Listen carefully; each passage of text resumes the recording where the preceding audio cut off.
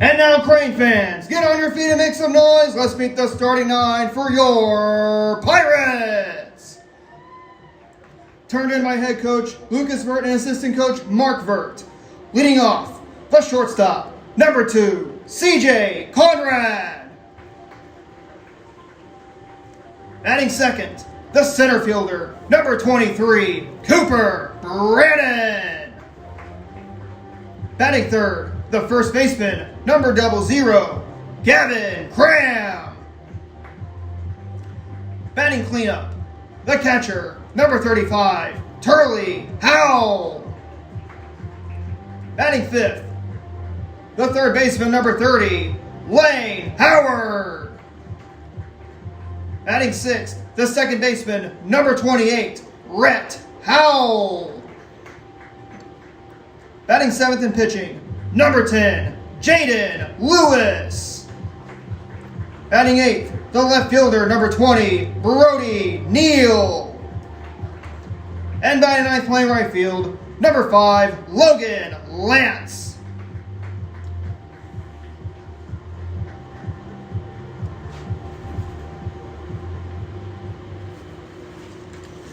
And now, to honor America and our brave veterans and our servicemen and women that have served currently and have served in the past, we ask that you please rise and remove your caps for the playing of our national anthem.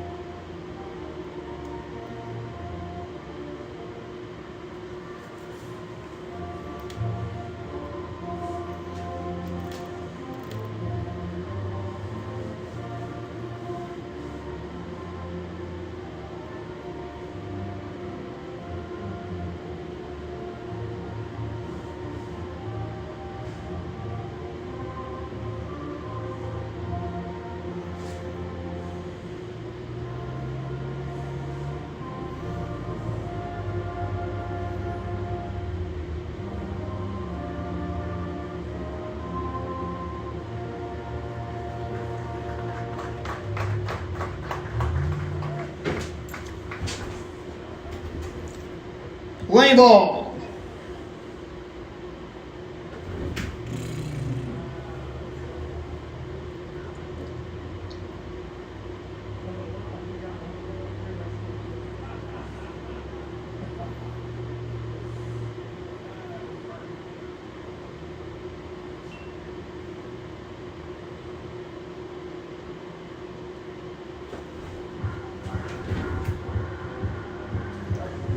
Final game of the spring season is just about underway here from Tootie Parsons Memorial Stadium. It's going to be a GOC conference matchup between the Greenwood Blue Jays from Springfield. They're actually on the campus of Missouri State. They actually play their home games, from what I last heard, at Barnhouse Field. They're between Springfield and Republic. They're going to be taking on the host Crane Pirates. Both teams so far have both a losing record, identical number of losses, both at 11. Greenwood has 12 losses, identically. Crane coming off a 6-5 competitive loss against Walnut Grove last night, so they're going to look to snap that 7-game losing streak that they have. And they also lost to Spokane, Blue Eye, and Billings in their last 3 games or so.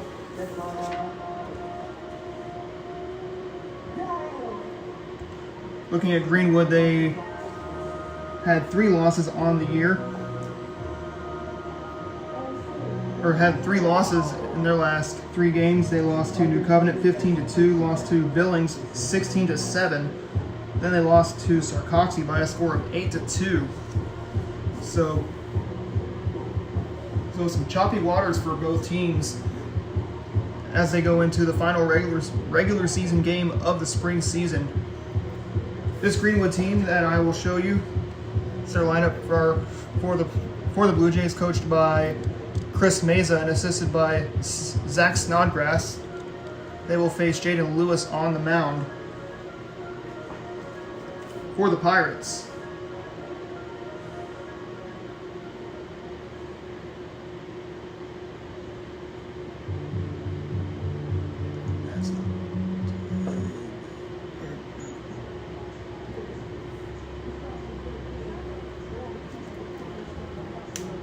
Jaden Lewis came into relief last night against Walnut Grove.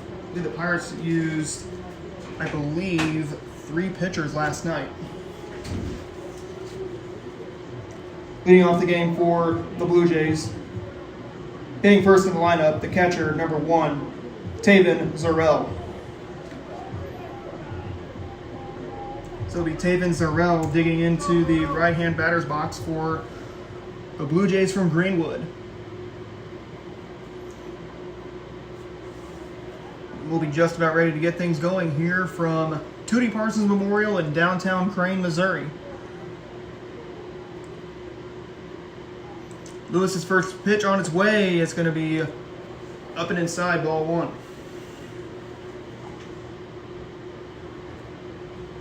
First pitch, 5:04. First pitch coming in at 5:04 this afternoon. Look at the temperature for today's contest. As that pitch is going to go to the backstop, it is a 2-0 count. Clear skies, no clouds in sight, 78 degrees. Winds are blowing out of the southwest at 10 miles an hour. Humidity about 36%, UV at 3.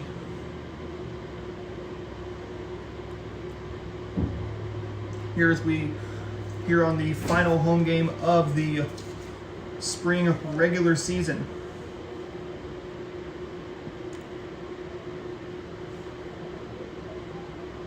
So yes, both teams are going to be looking to end this season on a high note. Who will do it? Will it be Crane or will it be Greenwood?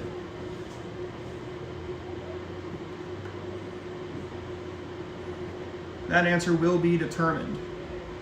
And that's going to be ball 4. So the Blue Jays will have the leadoff man on base to start things off. Batting second, number 6 center fielder, Kenny Haynes. So now it's Kenny Haynes to the plate for the Blue Jays.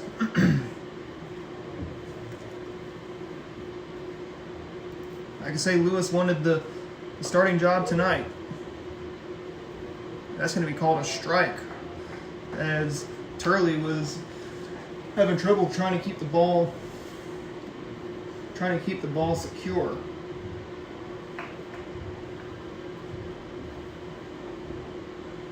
The pitch to Haynes is going to be roped past the second baseman. That's going to be a base hit that rolls to the center fielder Brandon, and they're going to hold Zarrell at third.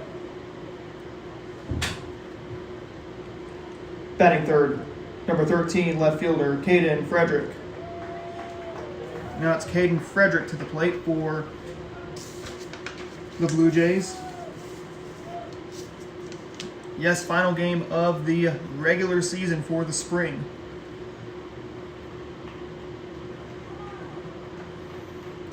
And what's the oddball is we started the season when the temperatures were in the 80s, but the trees had not bloomed, and that was back in March actually. Now we're on May 12th, final game of the regular season. Like I said, the trees have bloomed by about 85%. I guess, and as I say that, they have had about 85 to about 100% of their leaves grown on their branches. That pitch is swung on and missed.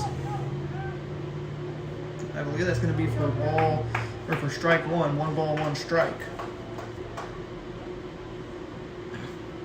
There to Frederick. Morgan waits on deck. Runners at second and third with nobody out as that pitch almost got Frederick. And the count swells to 2-1.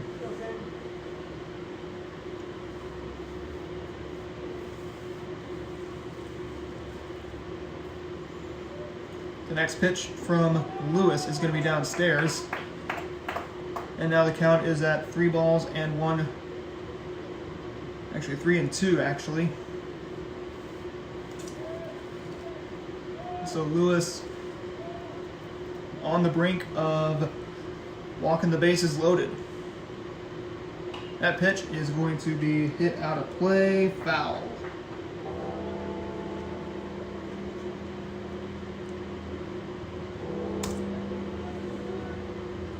Three-two the count to there to Frederick.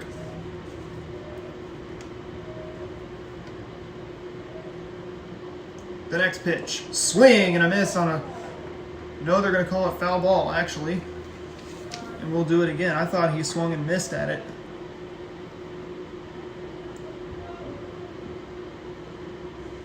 It may have got a piece of the bat. I don't know.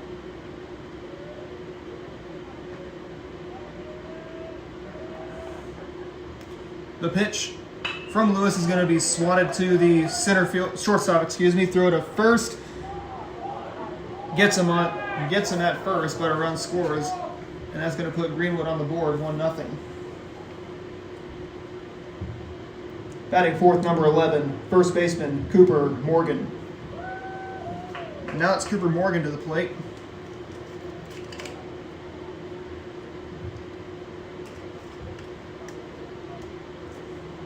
One nothing Jays here in the top of the first inning.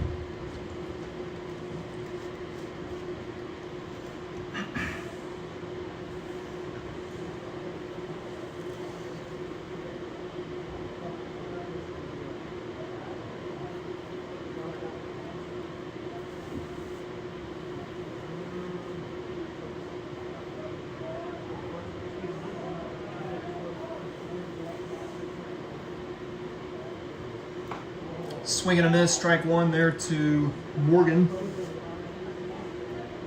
And he's now behind 0-1.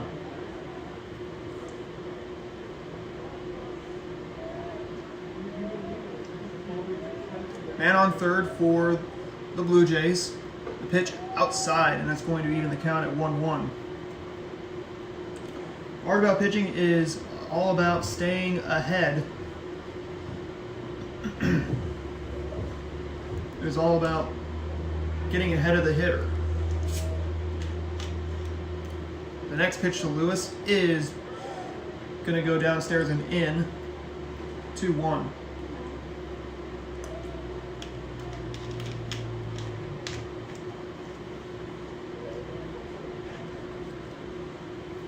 Two balls a strike to Morgan.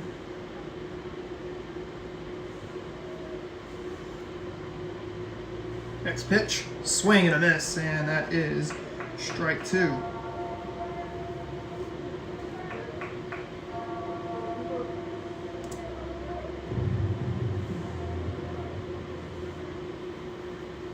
Let's see if Lewis can slam the door on Morgan. No, he's going to throw it outside, and it's going to be 3-2 strikes, so a full count now for Morgan. The next pitch, swung on, that's going to be hit the other way, right to the shortstop. But they don't even score. Actually, I thought it was right to the shortstop because it was hit on a line. So I think it must have deflected off the glove of the shortstop, and Greenwood gets another run.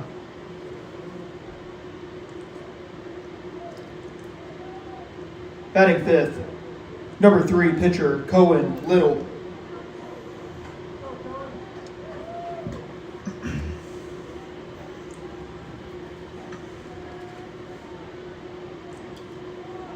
Pirates struggled with Pirates struggled with getting outs early in the game last night. They're against Walnut Grove, but after the first inning, there was a throw down to second, but it actually died right in the infield dirt, just to the right of second base. If you look from the stands, but from the outfield, it was to the left of second base.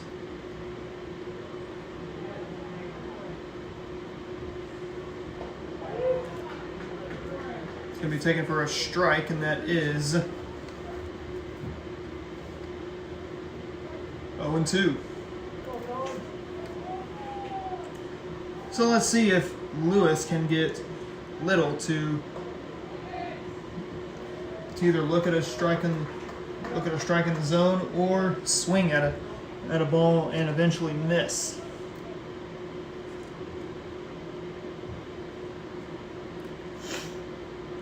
The next pitch, swing, and that's going to be a fly ball into left, and that's going to be caught there by the left fielder in Niels. Another run scores, and the Blue Jays put up another run, 3-0 in favor of Greenwood, with 2 away. Batting sixth, number 22, third baseman Connor O'Toole. Now it's Connor O'Toole to the plate.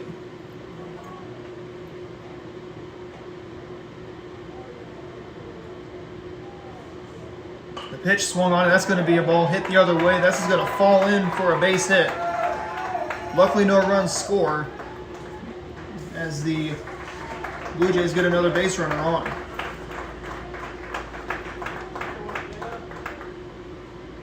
Batting seventh, number 5, shortstop Isaiah Ross. Now it's up to Isaiah Ross to keep the inning going. He can most certainly extend the inning to the 8th man in the lineup. That is, as Greenwood has sent 8 men to the plate. That first pitch inside, ball 1.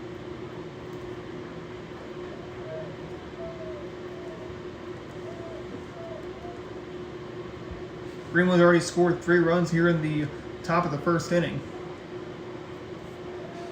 And Little has yet to throw a pitch. There goes the throw down to second base. And they're going to give him the base as he stole it.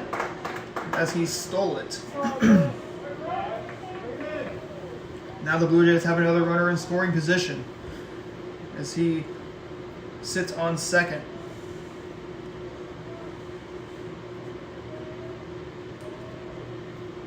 The pitch from Lewis is going to be hit foul.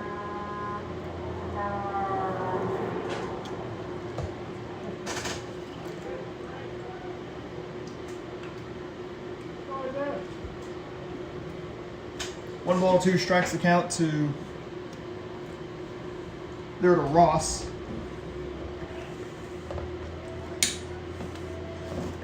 The pitch. Right down the middle, strike 3. And that's how the top of the first comes to a close. But not before the Blue Jays put up 3. We head to the bottom of the first inning. 3-0 Greenwood.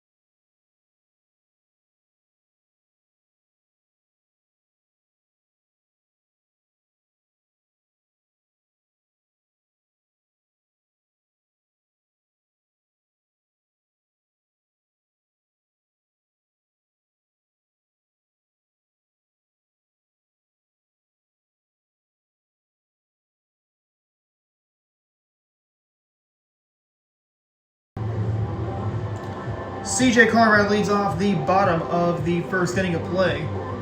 Between Crane and Greenwood, Greenwood has the 3-zip advantage. As CJ Conrad will dig into the left-hand batter's box. He will face Cool Little on the mound. Here's the Pirate lineup. The first pitch is going to be downstairs for a ball. 1-0. The count to the Pirate leadoff man.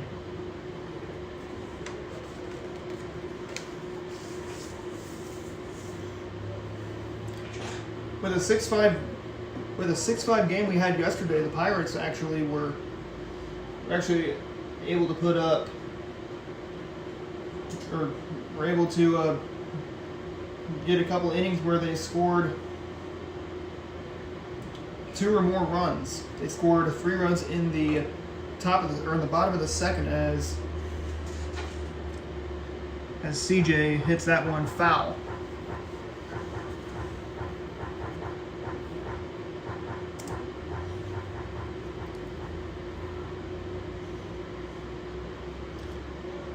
I say the key for you to score multiple runs in an inning is just play small ball, as CJ will take a strike on I believe, the outside corner.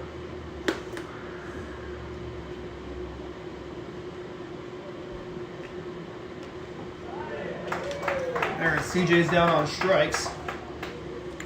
After getting ahead 1-0, he falls behind and strikes out. Batting second, number 23, center fielder Cooper Brannon. And now it's Coop up to the plate. Cooper Brannon. He is the second man in the Pirate lineup. Has about an open stance as he had to kind of nudge out the way of that pitch that came up and in on him. And the count's 1-0. Next pitch will be downstairs, and Coop gets ahead 2-0.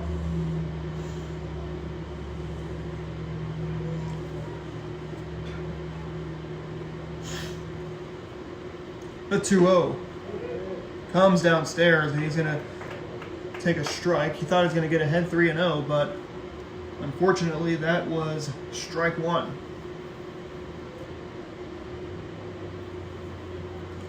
Now the 2-1, as he hits that one foul.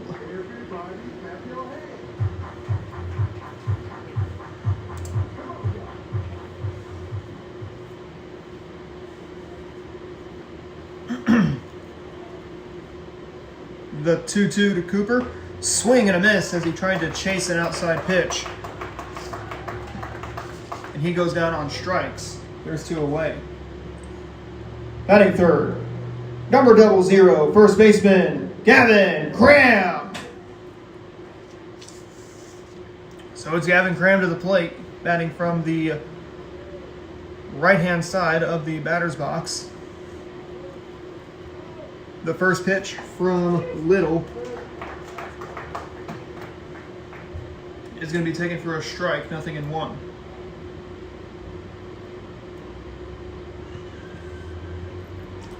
You can't be too patient at the plate. You also got to show a little bit of aggression at pitches, just like that. That pitch I'd call more of a garbage pitch, as that pitch was upstairs above the zone to even the count at 1-1. Swung on and rifled foul.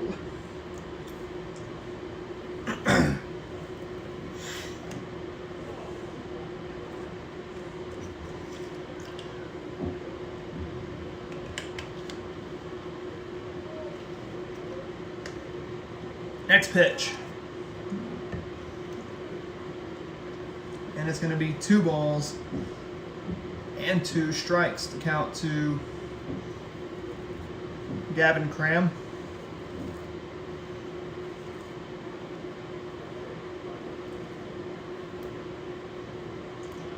Here it comes. It is going to be up and in. That is going to be 3 balls and 2 strikes.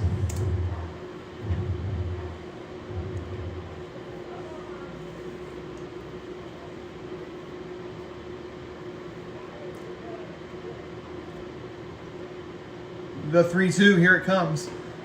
As he will watch that one, ball 4. And so the Pirates are not going to go down 1-2-3 here in the bottom of the first.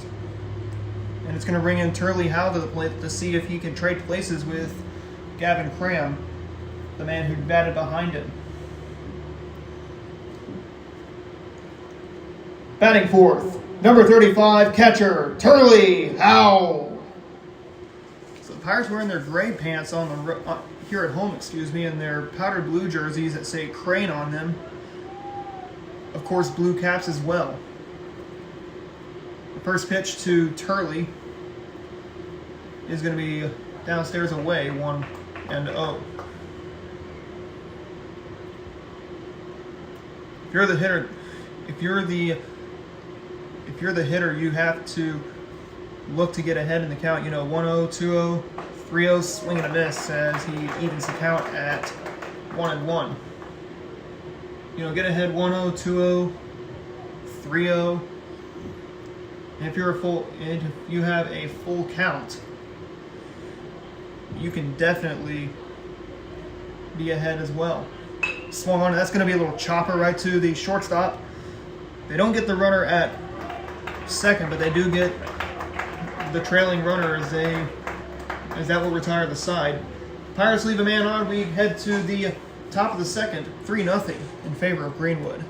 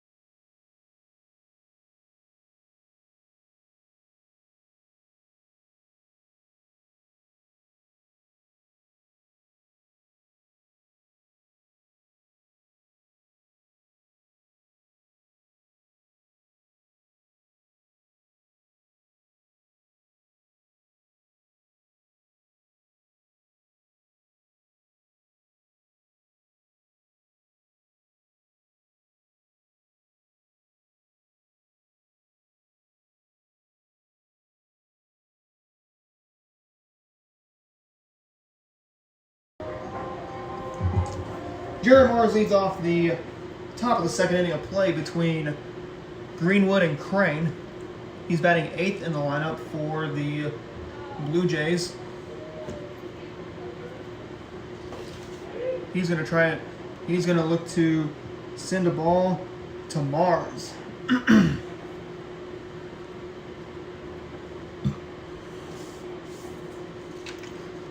pitch, swing and a miss. And he is going to be quickly in the hole, 0-2.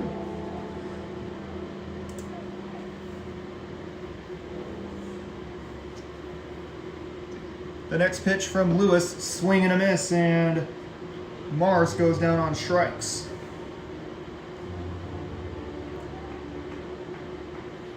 Batting 9th, number 10, right fielder Adam Abdallah. And now it's Adam Abdallah to the plate for the Blue Jays. A tall drink of water for Greenwood. He's the right fielder for today. There for the Blue Jays. The pitch swung on. That's going to be a hit the other way. This is going to fall in front of the right fielder for a base hit. All he can do is just throw to the cutoff man. That is the second baseman there in Rhett Howell. And the Blue Jay lineup will reset. And it's Taven Zorel to the plate. Left fielder Taven Zorel.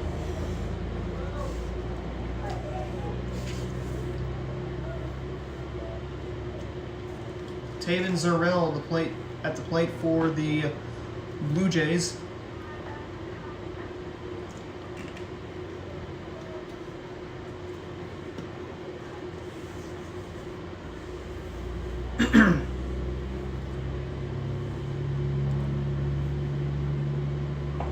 Next pitch.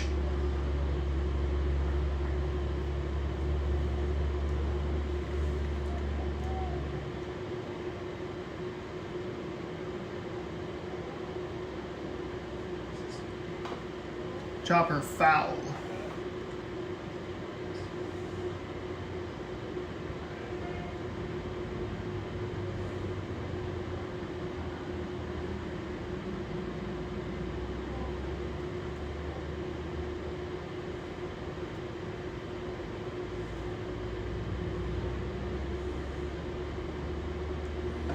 Swing downstairs at a ball.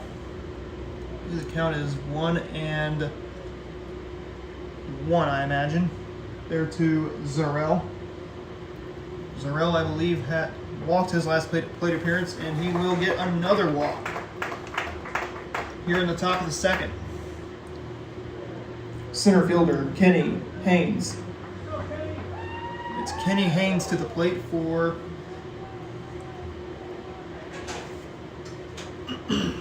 there for the Blue Jays. He, I believe, singled his last plate appearance. The pitch from Lewis is going to be outside, ball one.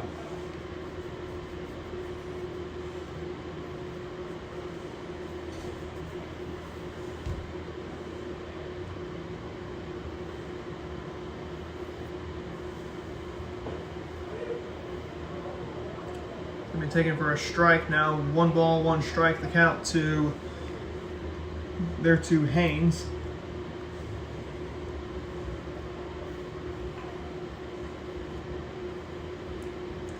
That next pitch just missed, and it is 2 balls and a strike.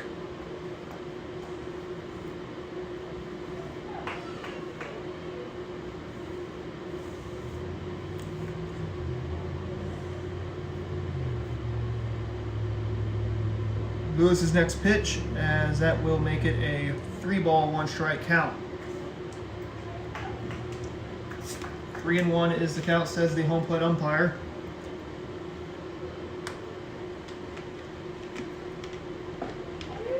Downstairs, he called it a strike. And the count's now 3-2.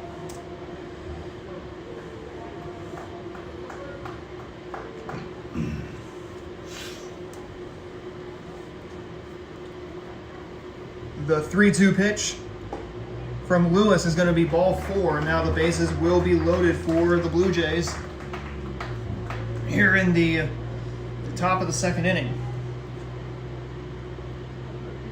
Left fielder Caden Frederick.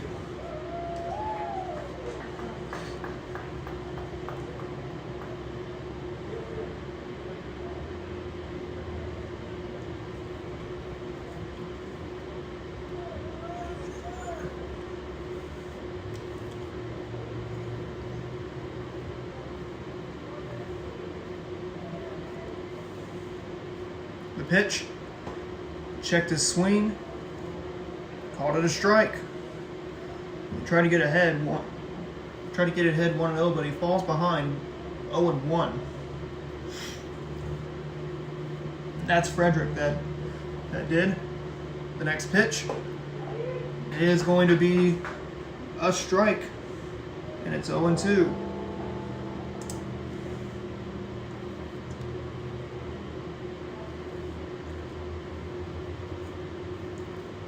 The next pitch. Ooh, he missed just barely.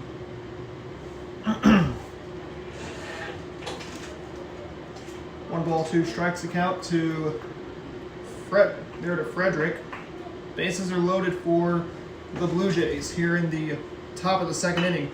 Swung on. That's going to be a hard hit ball to the shortstop. Shortstop is not going to be able to field it, and that's going to plate another run. 4-0 in favor of Greenwood.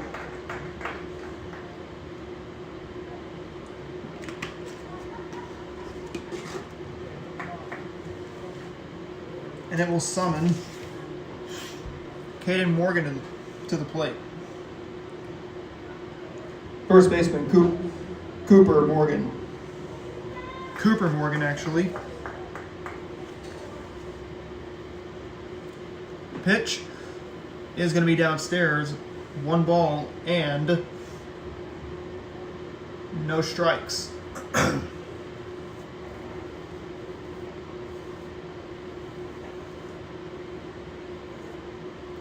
The next pitch from Lewis is going to be 2 balls and no strikes to count. There to Morgan.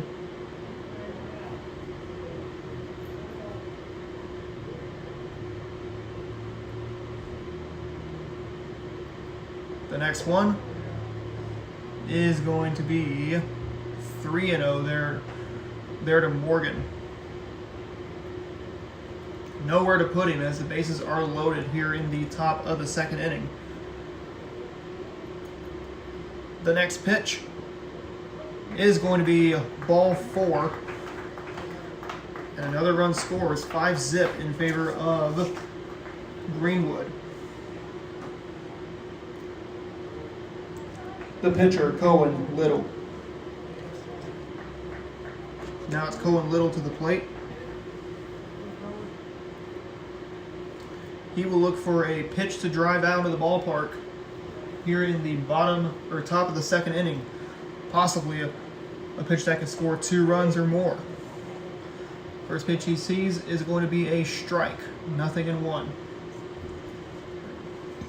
Pirate outfield has been challenged today.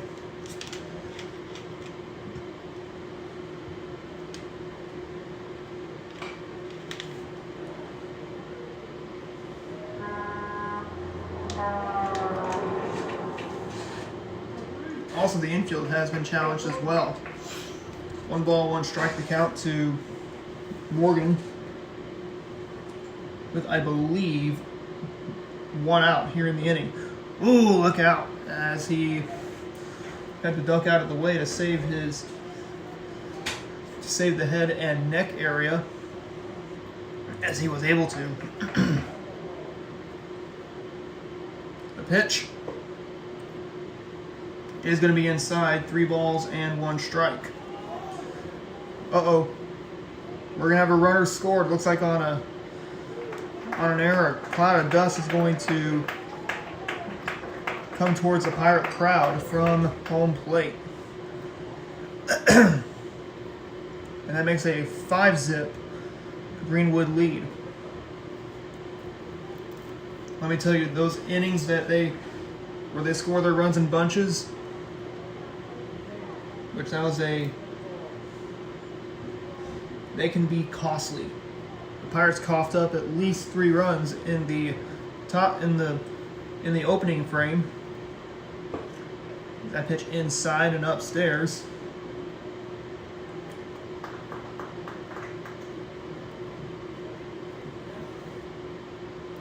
Three balls and 1 strike, swing and a miss. Actually, there's 3 balls and 2 strikes. And that's out number 2.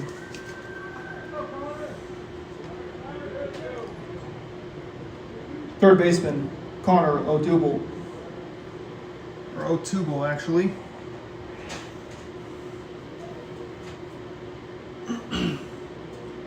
He digs in with 2 outs here in the top of the second inning. Runners at the corners. 2 men are out here in the top of the second. Greenwood leads at 5-zip. The Pirates want to keep that damage down to a minimum.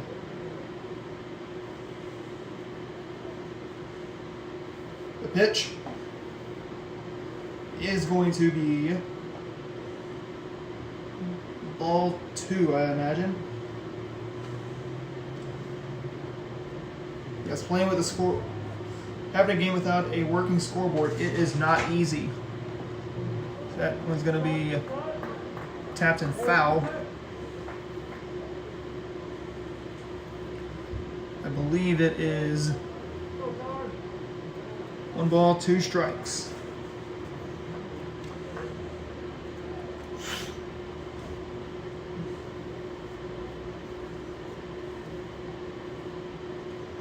The next pitch from Lewis. Strike 3. He looked at it. Pirates keep it down to a minimum as they cough up 2 more runs. Greenwood leaves 2 runners on. We head to the bottom of the second inning, 5-zip in favor of Greenwood.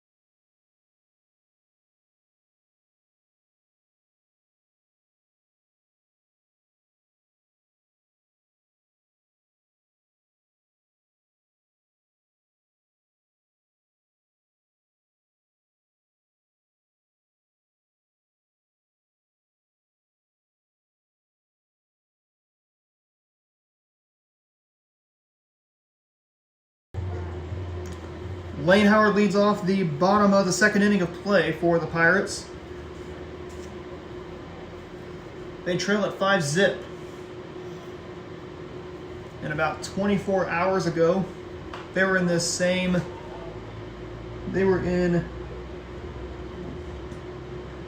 same situation.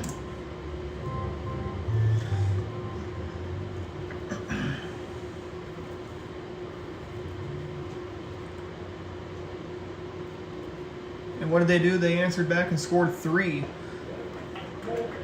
runs. That pitch is going to be swung on a miss for strike 2.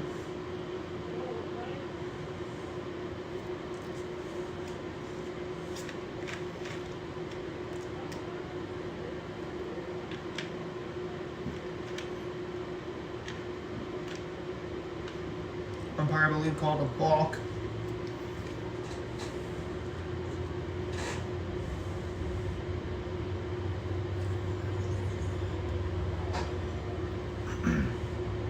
Swing and a miss, and power dudes down on strikes.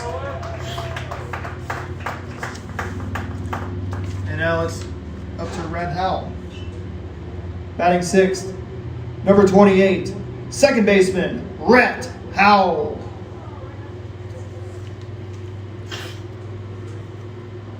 And it's Red Howell to the plate. The first pitch going to be taken just outside, 1 ball, no strikes.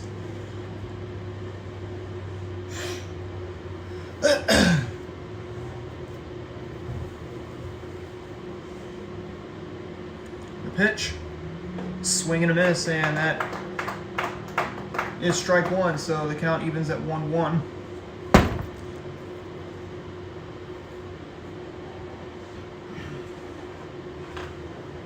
There to Red Howell.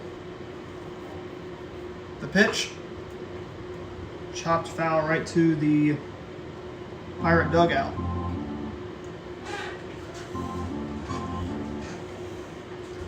And the count's 1 ball and 2 strikes.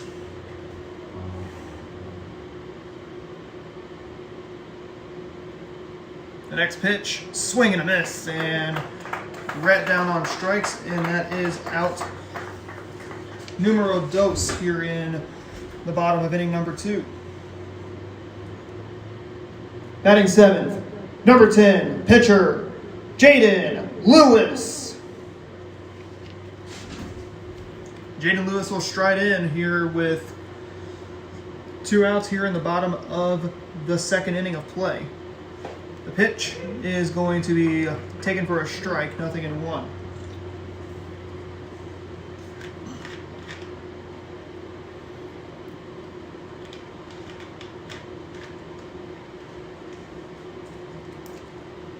Next pitch, as Lewis falls behind, now 0-2 to count.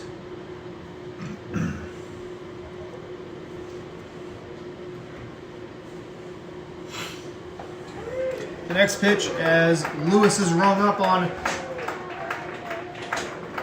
strike 3. I believe he looked at 3 straight pitches in the zone as we head to the now top of the 3rd inning. It's a 5-0 Greenwood lead.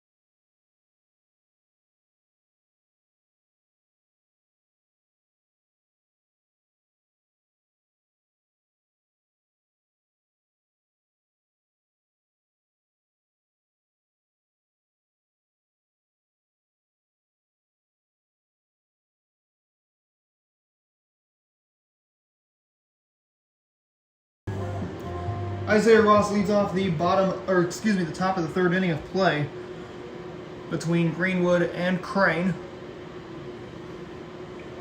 The pitch to him is going to be a swing and a miss, strike 1.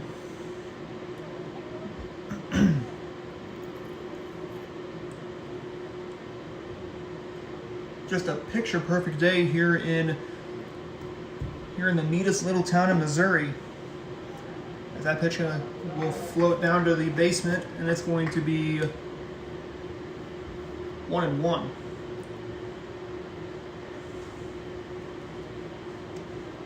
The pitch swung on. That's going to be a little chopper right to. It's going to be a tough play. Lewis, a little bit in midair, did all he can do.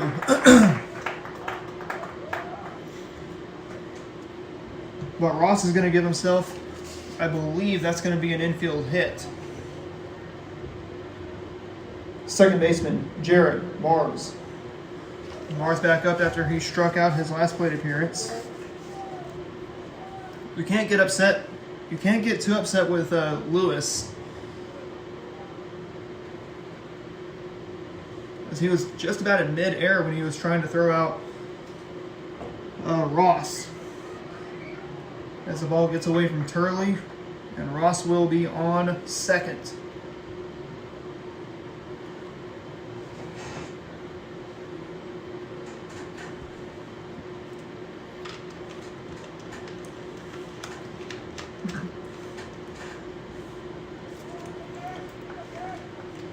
The pitch is going to be outside.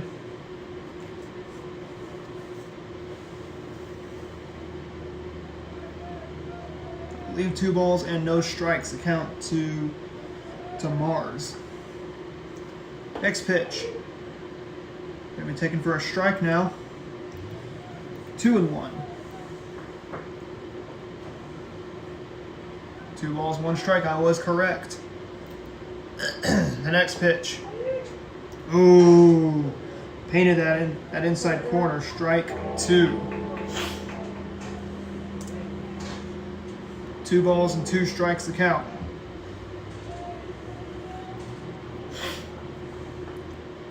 The next pitch.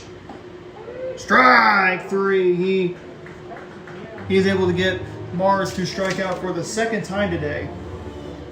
And it brings up the 9th man, Adam Abdallah, to the plate. Right fielder, Adam Abdallah.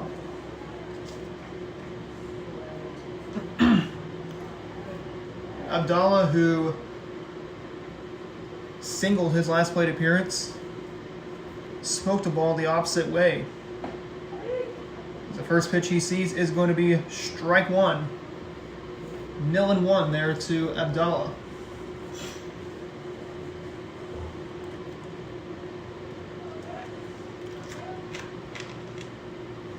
Lewis's next pitch upstairs, and that's going to be 1-1.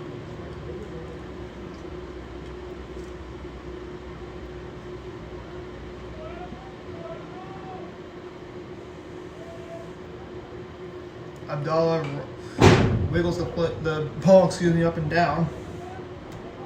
And that one's going to be foul ball. Strike 2 there to Abdallah.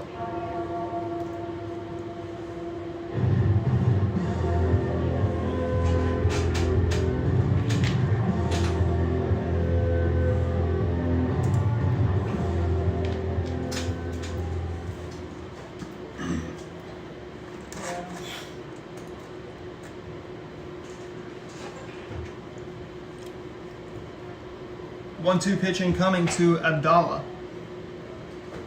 Here it comes from Lewis.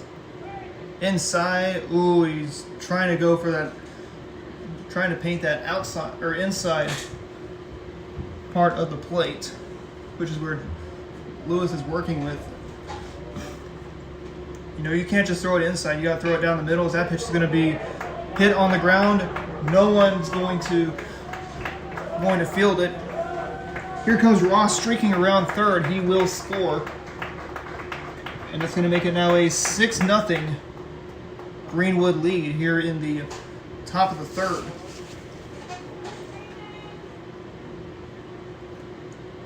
The catcher, Taven Zarrell. Taven Zarrell now to the plate.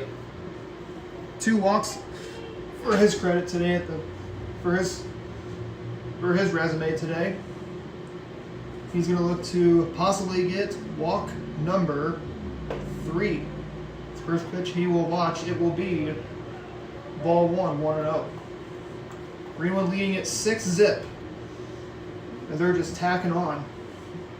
They scored they scored 3 runs in the opening half inning. Then they scored 2 in the second. And now they've just scored 1 here in the top of the third. The pitch swung on, and that is going to be laced foul.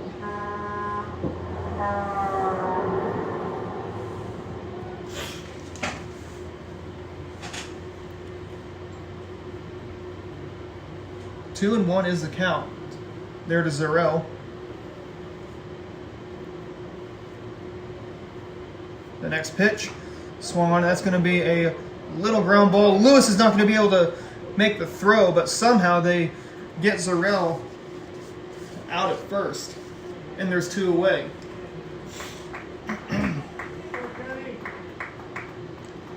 Center fielder Kenny Haynes. And now it's Kenny Haynes to the plate.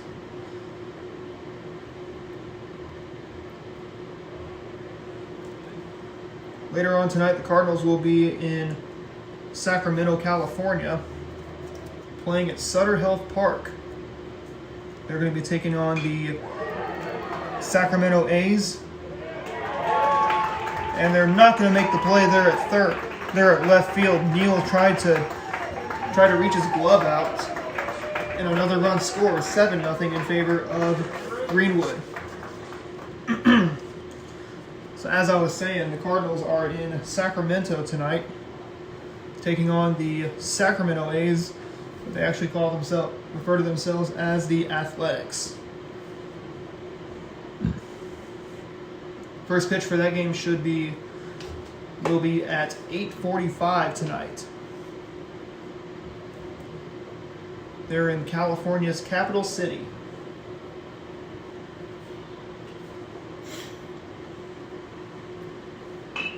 Swung on, and that's going to be over the head of Lewis. That's going to actually be caught by the shortstop, I believe. Everybody's going to be safe on the bases. First baseman Cooper Morgan. That was Frederick, who was the last batter. He sits on first base.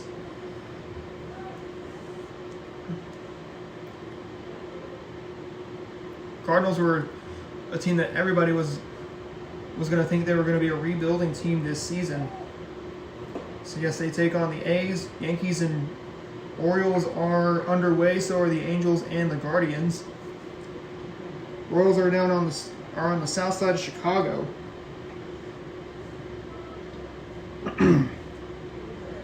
Marlins are in Minneapolis. Dodgers and the Giants are in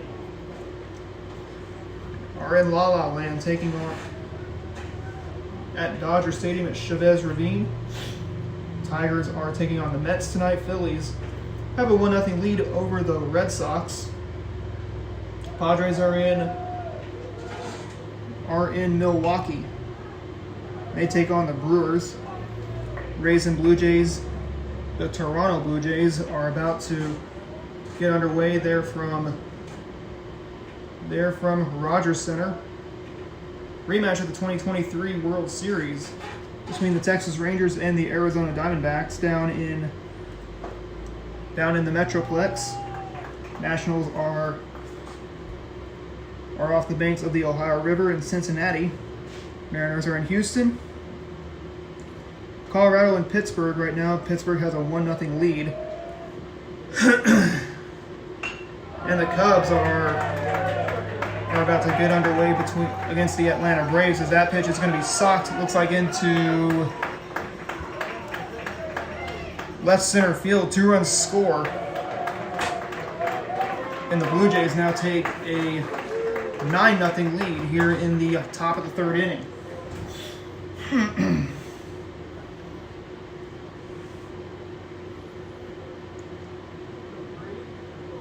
Pitcher Cohen Little. So So those are the games that will be on tap tonight, on Tuesday. Some series is starting up tonight. And what's special about the Cardinals and A's series this week is it could be a carry cast. And what do I mean by that? Baseball, the walnut grove essential. So that could be a carry cast there in Sacramento between the Cardinals and the A's. Cardinals have Chip Carey, who is the grandson of Harry Carey, son of Skip Carey. And Chip himself has two twin sons. Chris Carey, who is one of the broadcasters for the A's. And he also has a twin brother who's with the Cardinals named Stephen Carey. That is something that I would love to see happen during this series is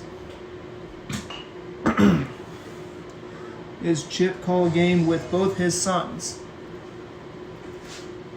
How do I know about both Chris and Stephen Carey is when they were calling games in Amarillo. And now Chris is in the big leagues calling games for the Athletics. He is also joined alongside with Dallas Braden. Stephen, I believe, works behind the scenes for Cardinals TV. He's also a second broadcaster, as that pitch is going to be a bouncing ball over the head of Lewis. Another run scores. That makes it a 10-zip Greenwood lead. Third baseman Connor O'Toole. So that means we will have 2 more innings left. Unless if Crane can get on the board, or if Greenwood can score 5 more times. It's 10-zip in favor of Greenwood here in the top of the 3rd inning. And what have I said about those big innings? They are deadly. And they are lethal. They're the ones that can just kill your momentum there in the field once you get back in the dugout. And I can tell you what's going on with what Coach Roar's going to be saying is to just get back into your momentum, as that pitch is going to be waved and missed for strike 1. There to O'Toole. He's quickly behind 0-1. Pitch is going to be taken for a strike. And it's 0-2.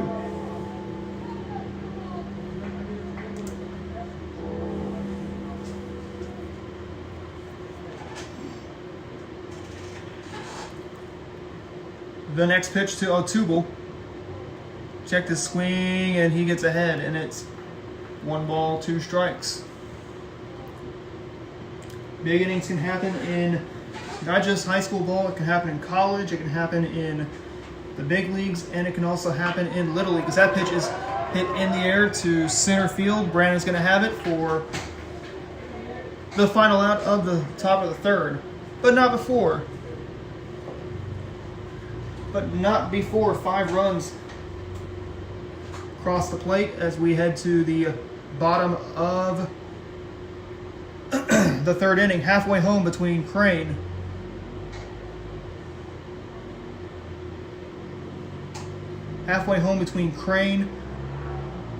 and Greenwood. What are the players doing?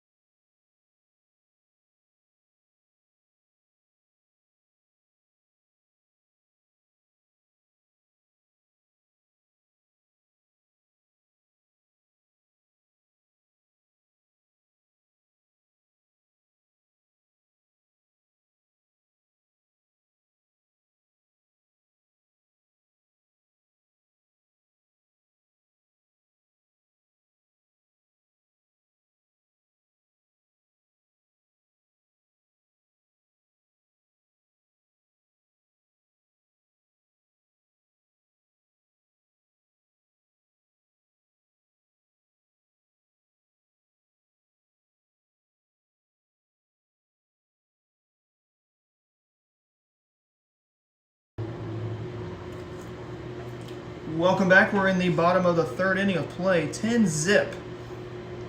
It's all green. It's been all Greenwood tonight. The first pitch is going to be taken for a ball. 1-0 there to, I believe,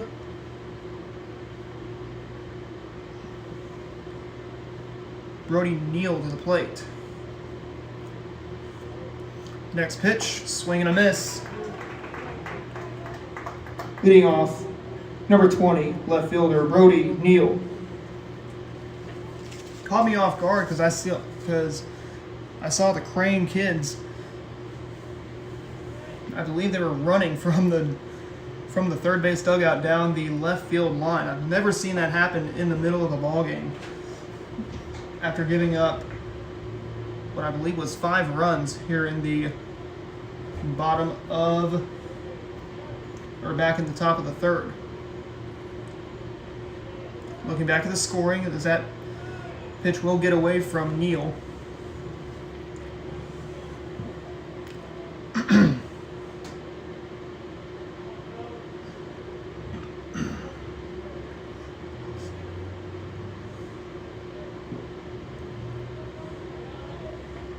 The next pitch, swung on. That's going to be hit the other way. This is going to fall for a base hit. I can tell you that running from the dugout down the third base line might be paying off, but I don't want to jinx myself. Batting ninth, number 5, right fielder Logan Lance. It's Logan Lance to the plate for the Pirates. Here in the bottom of the third inning of play. We are halfway home here from Tootie Parsons Memorial. Greenwood has a lead. Oh, he is out there at first. I believe he wandered off first base. And I believe Coach Vert is going to plead his case to the home plate umpire. I believe he might be going out there to see what the home plate umpire has seen.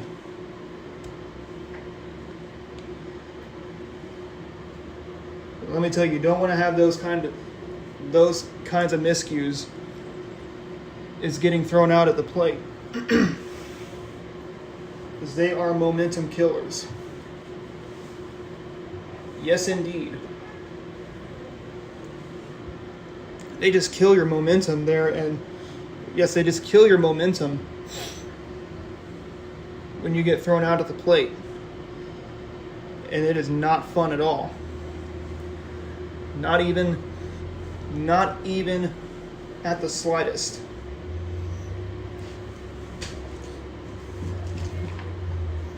So Lance will continue his at-bat. 1 out here in the bottom of the third. Greenwood pretty much in cruise control tonight. Here in the final game of the spring season. The pitch to Lance is going to be a swinging strike in the dirt. Leave that one down there. It is 0-1. Actually 0-2 actually. The next pitch, swung on. That's going to be a ball hit the other way. This is going to be a line drive, and that's going to fall in front of the Blue Jay right fielder. They're in Abdella. The shortstop, CJ Conrad. Luckily for the Pirates, as we will see, looks like the head coach come out to the mound.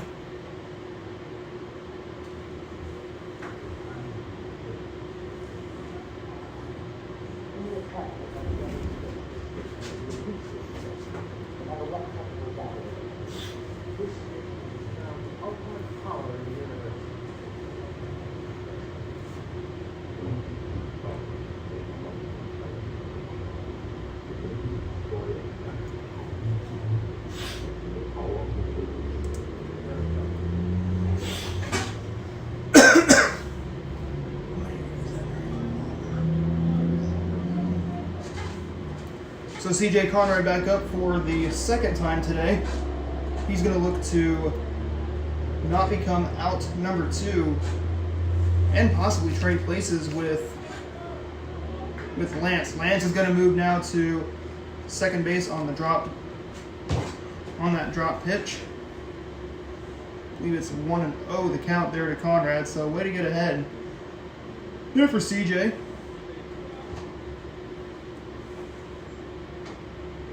Conrad, I believe, will look to get himself on base. From what I remember, he, I believe, was a strikeout victim. That's from the left side. He swings and socks one, looks like, to the train tracks.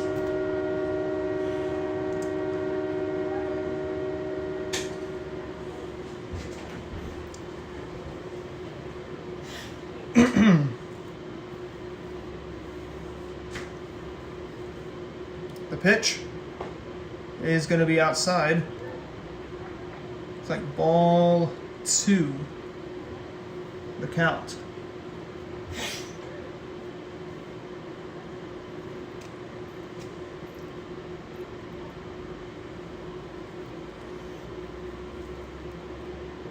The next pitch downstairs, and that's going to be, I believe, ball 3. The count there to CJ. You know, both teams are going to want to keep their arms to a minimum because the district tournament is 2 days away. Ball 4, and CJ's going to get himself on with a walk. Center fielder Cooper Brannon. Cooper Brannon now the batter for the Pirates. He's the second man for the Pirates in their lineup. The first pitch is going to be outside, and it bounces off the concrete backstop. Pirates are going to have their first run on third. And this is where you can just chip into it. You know, don't get lazy. And just come in, play some small ball. You know, if you look at the 80s Cardinals teams back in the 80s, they played a lot of small ball. They called it whitey ball. You know, you just go out there, you play the game hard, just put the ball in play, make the infielders work. You know? Don't make the outs easy. And that is what makes the game so competitive, is that both teams are competing for the outs that they want. The pitch is going to be downstairs for a ball. I believe the count will be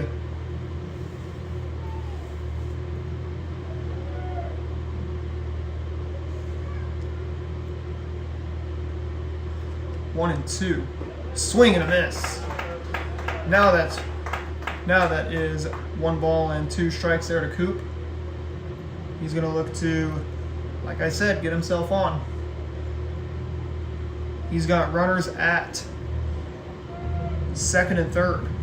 The pitch to him is going to be hit out of play, foul.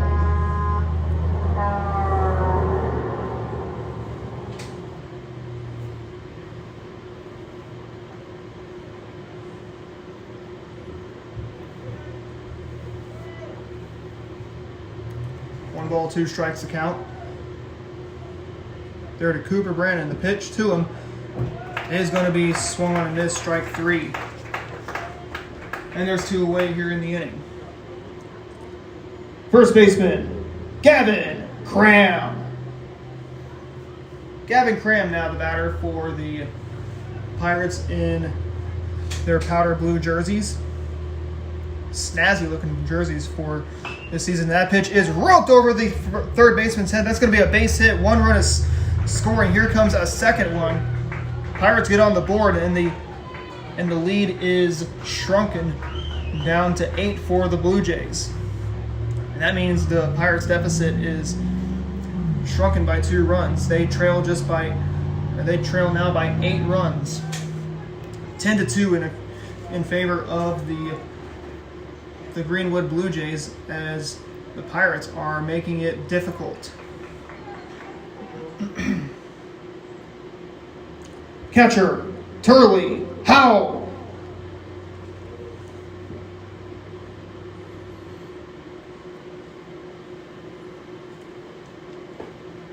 First pitch is going to be taken for a strike there to Turley. And it's 0-1.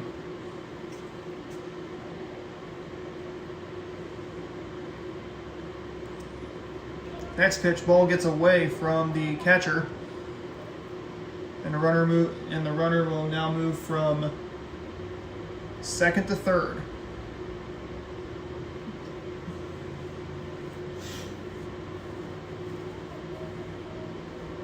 Greenwood leads it still 10-2. So that means the Blue Jays have to score 2 more runs in order for this game to end in the 5th inning. Pitch, checked his swing.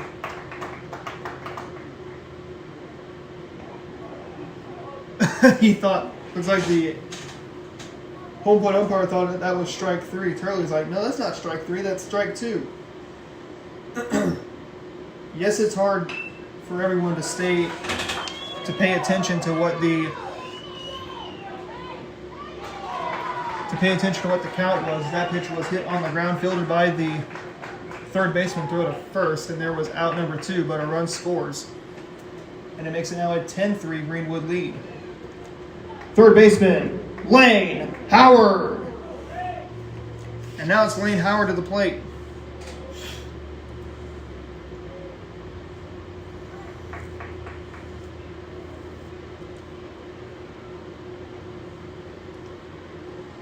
The first pitch to Howard, here it comes.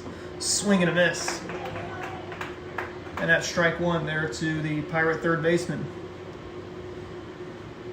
Lane has also pitched this season. I don't think he could be available today. I'm not sure. But you really want to save arms. That will be a hit by pitch.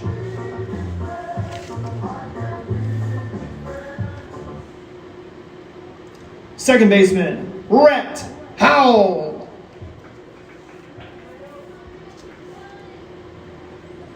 I believe running did pay off between the top and the bottom of the third. As that pitch is going to be hit on the ground to the second baseman, for throw to first. And that retires the side, but not before the Pirates become scoreless no more. We head to the top of the 4th inning. It's a 10-3 Greenwood lead.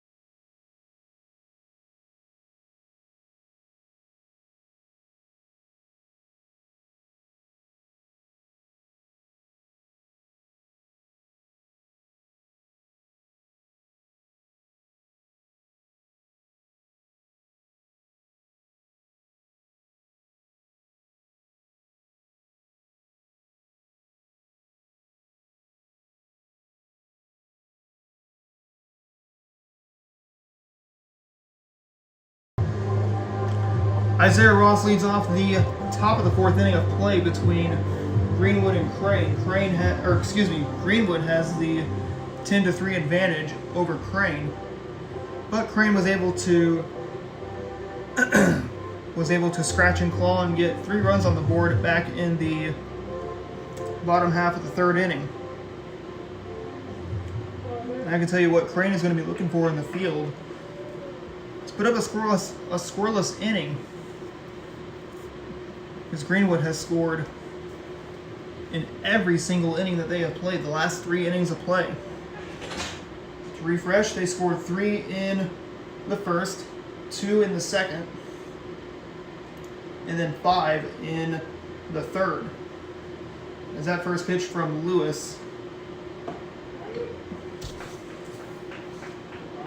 actually that is Rhett Howell is the new pitcher for Crane. My mistake. I believe Lewis went over to third.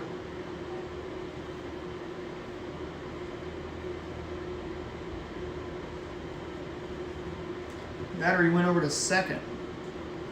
The pitch swung on, and this is going to be a little blooper. Tags him out. They're on his way to first. And that's how you want to start off the top of the fourth inning defensively.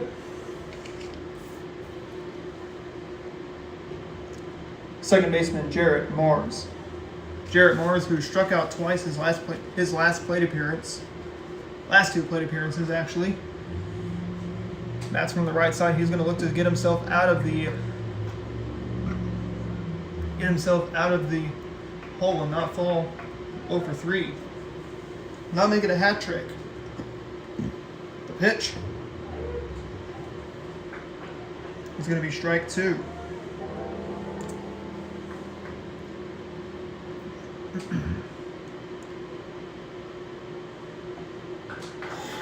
Next pitch, he is down on strikes. And there's 2 away here in the top of the fourth. Right fielder Adam Abdallah. Now it's Adam Abdallah to the plate. Batting from the right side. A single and a ground out his last plate appearance. So the first pitch is going to be upstairs. Ball 1. Looking ahead at both schedules, Greenwood will be in the Class 2 District 10 tournament there as Adam Abdallah was hit by the pitch. They will take on Blue Eye, and then after that, we shall see. Crane, on the other hand, will be in that same tournament. That's at Fordland, and they will take on New Covenant. That's on Thursday night.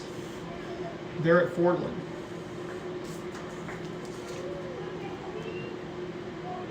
Catcher Taven Zarell. Taven Zarell now the catcher for the Blue Jays. That pitch was thrown away. Pickoff attempt was trying to pick off Abdallah, but he advances to second base.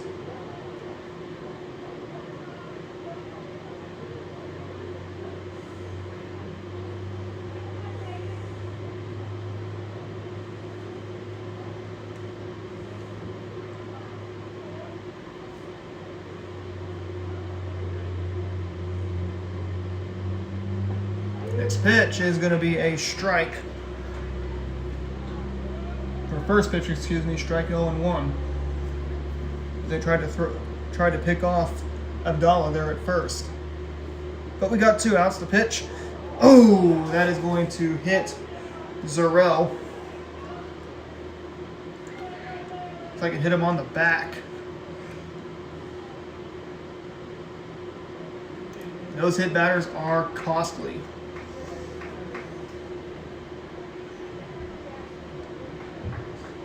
Center fielder Kenny Haynes. Kenny Haynes, the center fielder for the Blue Jays.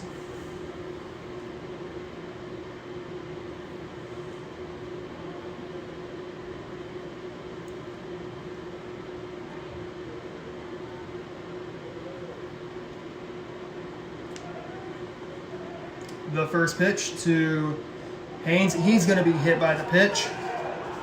And now the bases are loaded. It looks like that will prompt Coach Lucas Vert to come out. I think this will be it for Rhett Howe.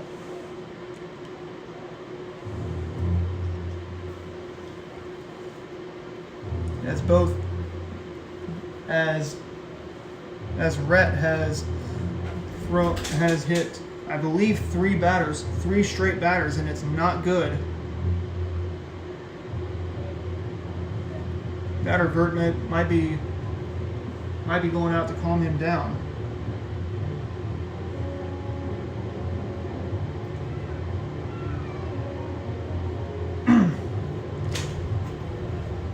So in this situation, bases are loaded for the Blue Jays. As you have Frederick, Morgan, and Little coming up. Left fielder, Caden Frederick. It's Caden Frederick to the plate. Bases are loaded for the Blue Jays here in the top of the fourth. The first pitch is going to be taken for a ball. 1-0.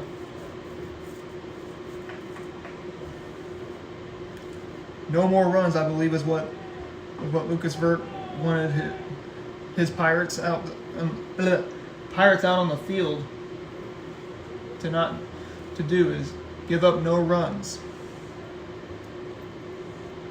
The Pirates have given up too many runs. They trail 10-3 here in the top of the fourth inning. Rhett's next pitch. The umpire calls time. It looks like Rhett balked. Another run scores, 11-3 in favor of Greenwood.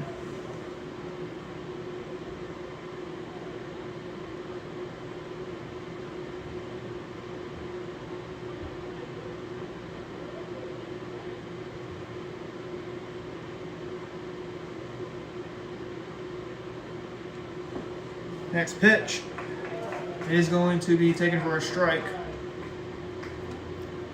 Or first pitch, rather. I believe it is a strike. A working scoreboard would be real nice today. The pitch, swing, and that's going to be a ball hit in the air. Who's going to get it? The second baseman there in Lewis, I believe, has it for the final out of the top of the fourth inning. Blue Jays come up scoreless as we head to the bottom of the fourth. Blue Jays score a run as we head to the bottom of the fourth. It's 11-3, Greenwood.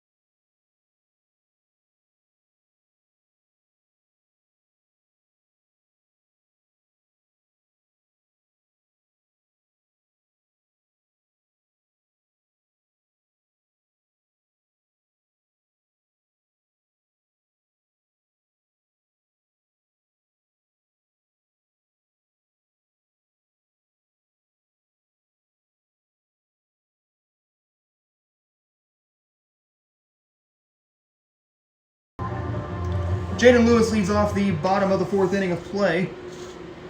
11-3 in favor of Greenwood. So the Pirates' deficit is back up to 8. As they will look to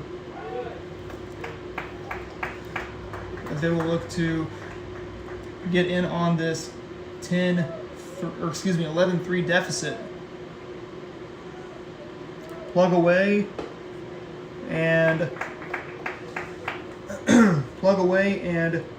chip in.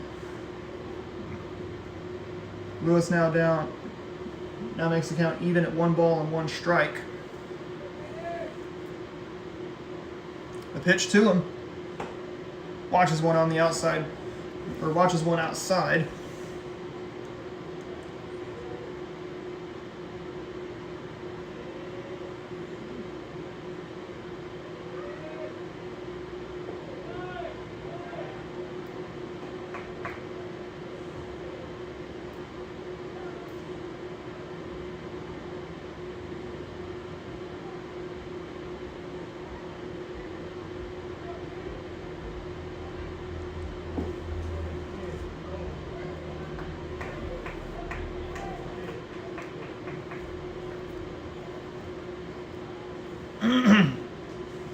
Two balls and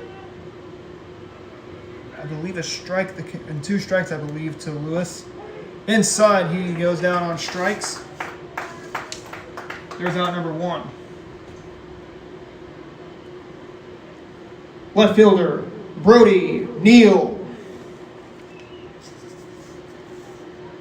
Brody Neal, the Pirate left fielder here in the bottom of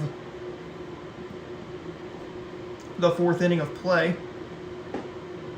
First pitch, he sees, he swings and misses for strike 1.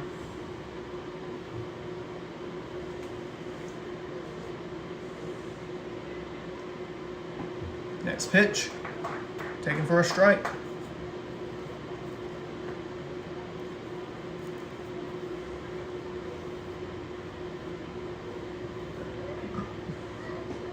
The next pitch.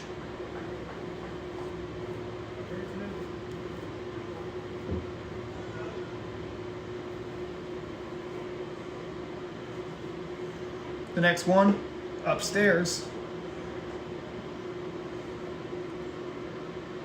1 ball and 2 strikes, I believe, is the count there to Brody Neal.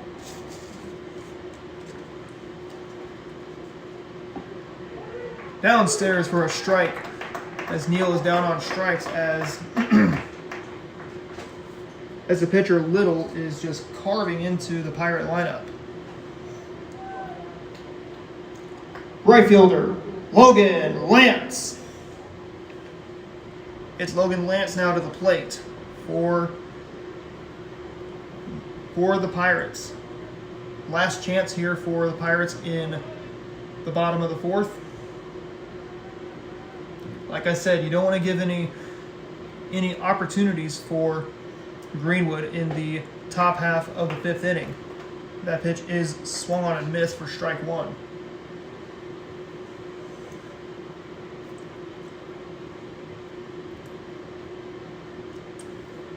The next pitch to Lance, he checked his swing, he's able to get ahead, and it's 1 ball, 1 strike.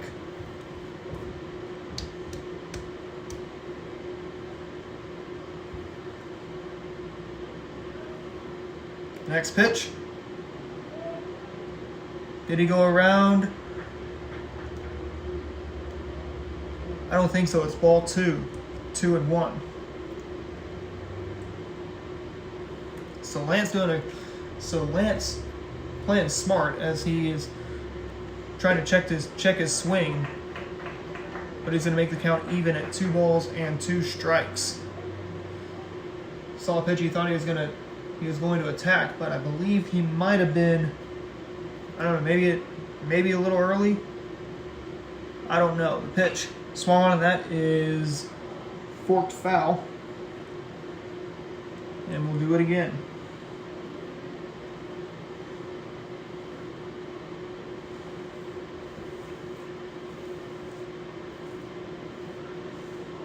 The next pitch is inside and downstairs.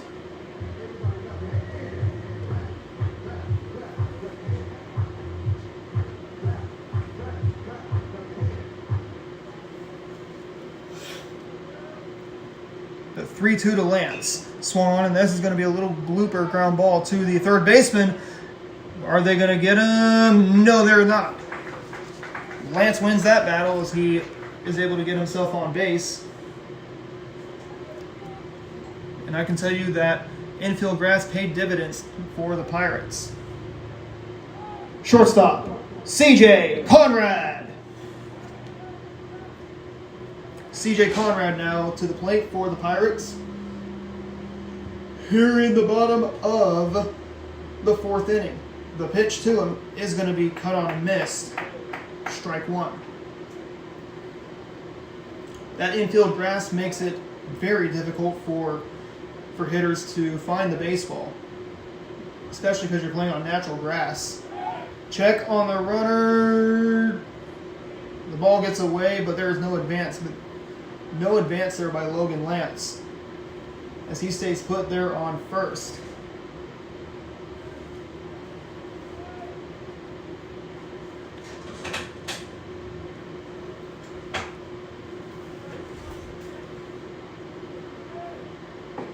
Next pitch is going to be taken on the outside corner for a strike.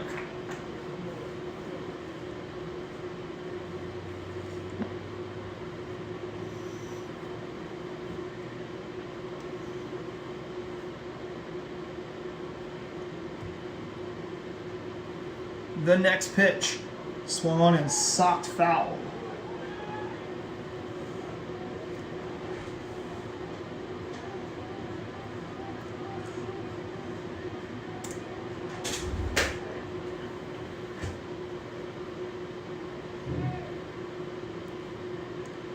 Next pitch, swung on and hit foul once again. Looks like over to the tracks. And we will do it again.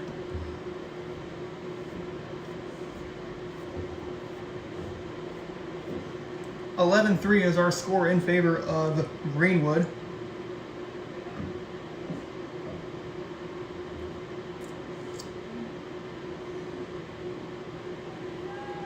The pitch swung on and socked foul once again.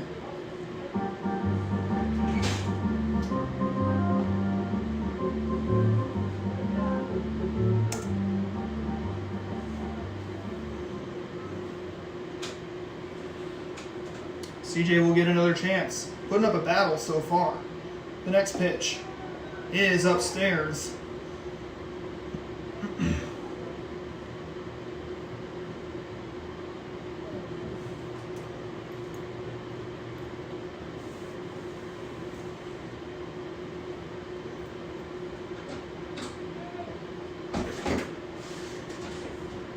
The next pitch, swing and a miss, and Conrad is down on strikes, and that will end the inning. Pirates come up empty here in the bottom of the fourth as we head now to the top of the fifth inning. It's 11-3, Greenwood.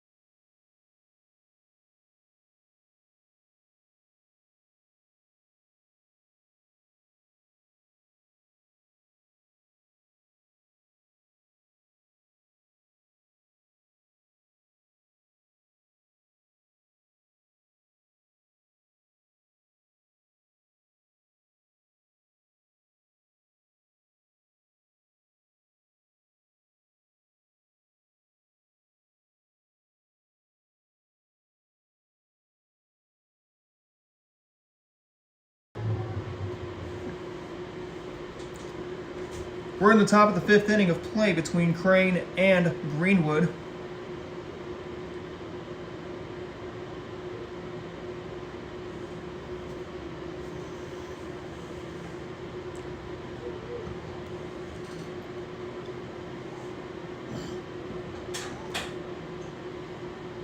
Greenwood has the 11-3 advantage, like I said. Rhett, I believe, is back out there for his 2nd inning of work, as that pitch is going to be slapped to the second baseman, Lewis. Lewis was not able to field it, but he was able to knock it down, but it's going to be counted as an infield single. The pitcher, Cohen Little. Now it's Cohen Little to the plate. He bats from the right-hand side.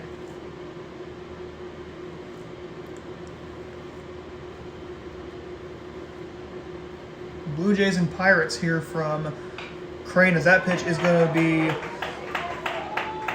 to be laced into left field, hit on a line. That's going to be a base hit.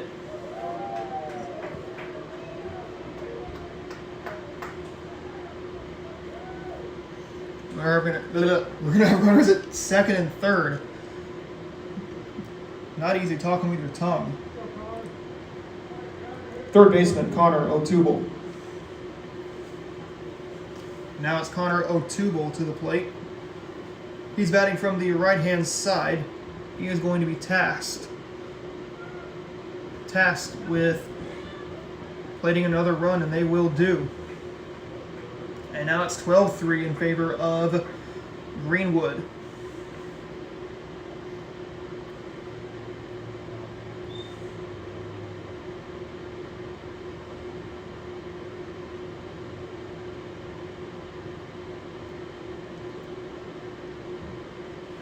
Swung on, and this is going to be a bouncing ball to the shortstop. Throw to first is going to be off the bag. And Greenwood gets their lead back up to 10. And it's 13-3 in favor of the Blue Jays.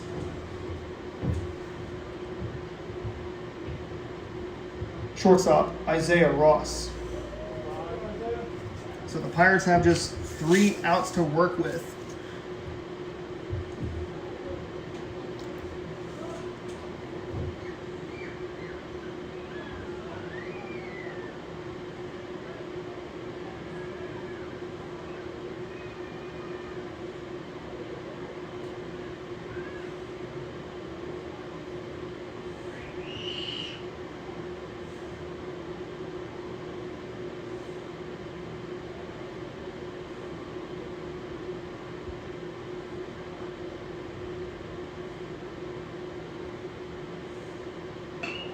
Swung on, and this is going to be a pop-up.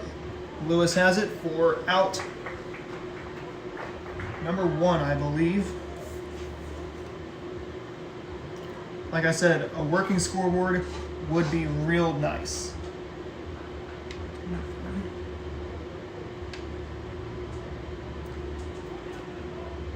Looks like Montero will be the new batter for the Blue Jays, as I believe he is pinch hitting for Mars.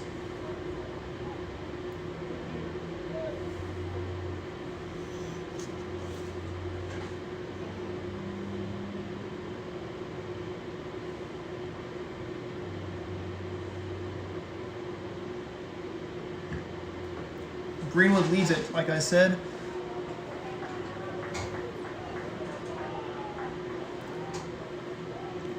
(13-3) here in the top of the 5th. The pitch, no throw down to second.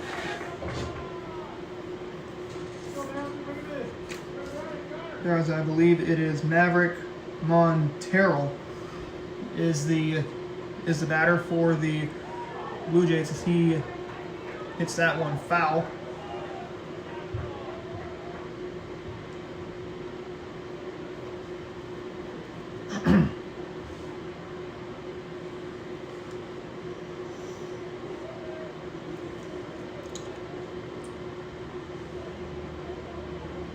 The next pitch. Checked his swing. did not go around. I believe that will make the count 2-1. The next pitch is going to be taken downstairs for a strike. 2-2 the count. Like I said, 13-3 is our score. As that ball is going to get away, that's going to shift the runner from second to third. It's also going to be ball 4, so that will bring in Adam Abdallah to the plate. Right fielder Adam Abdallah. Adam Abdallah to the plate for the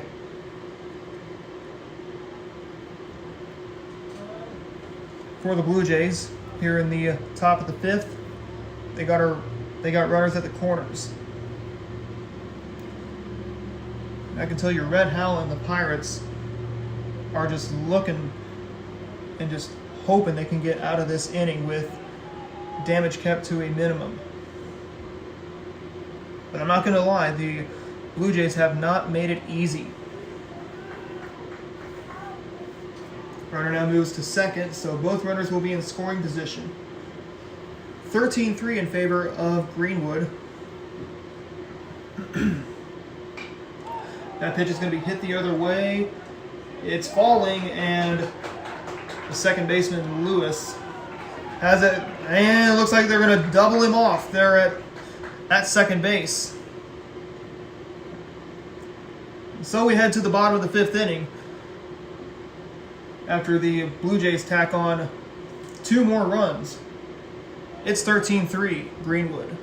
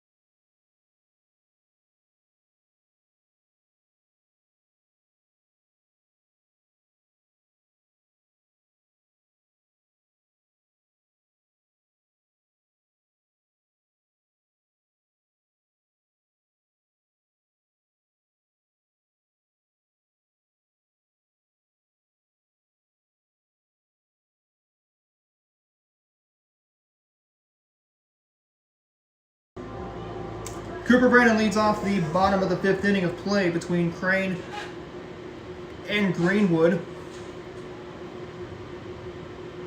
13-3 is our score in favor of these Blue Jays. The first pitch that Cooper sees is taken for a ball, 1-0.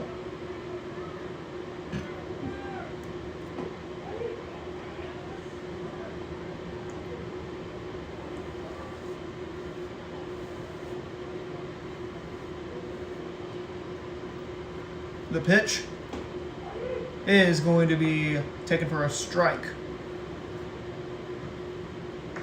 1-1 is the count. Actually 1-2. I beg your pardon. The pitch. And the ball's going to get away. That'll make it 2 balls and 2 strikes.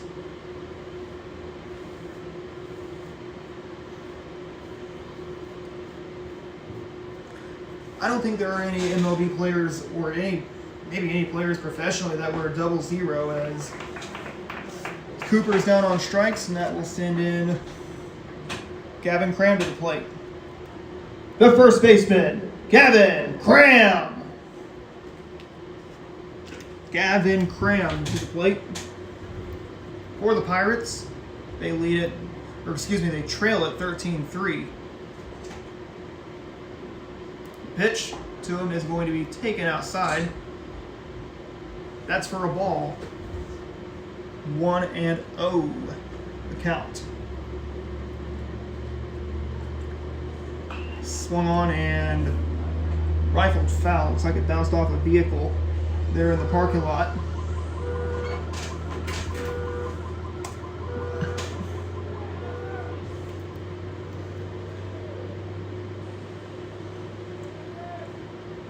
Pitch gets away from the hitter there in Gavin Cram.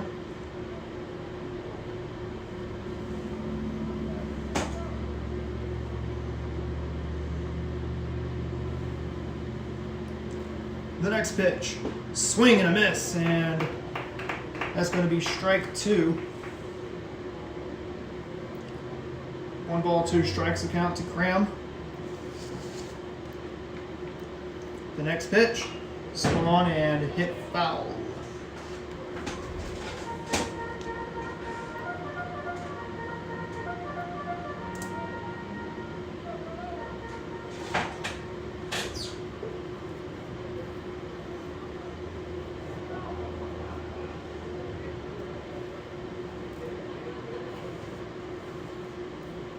Looking for the baseball. I believe it may have ricocheted into the dugout. No, the umpire was out of baseballs. Makes you wonder how many baseballs can he hold in that pouch that he has.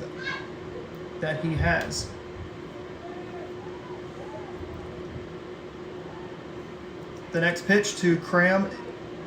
Watches it come downstairs.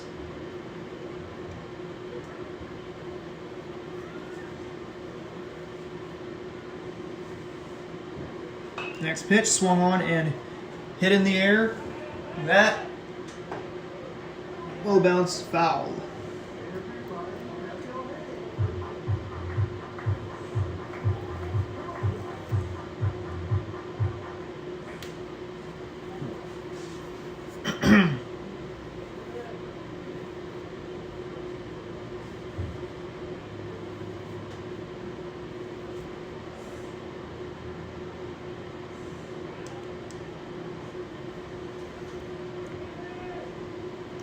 The next pitch to Cram. Swings and hits that one in the air. It will not be caught, as it falls into, I believe, the Pirate bullpen. Let me tell you, Cram is putting up a battle right now.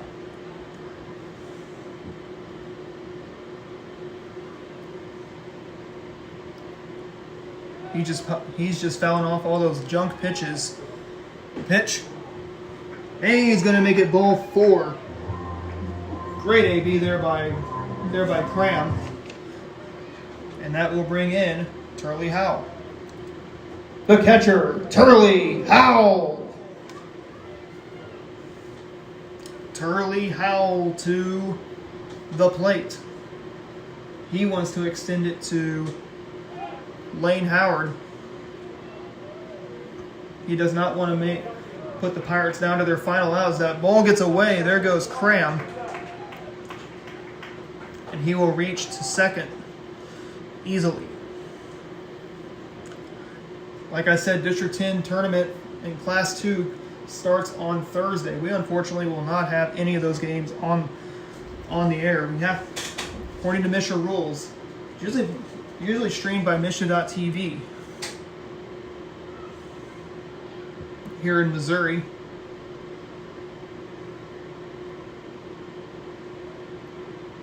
Both Pirates and Blue Jays will head to Fordland for that district as that pitch is socked out of play, foul.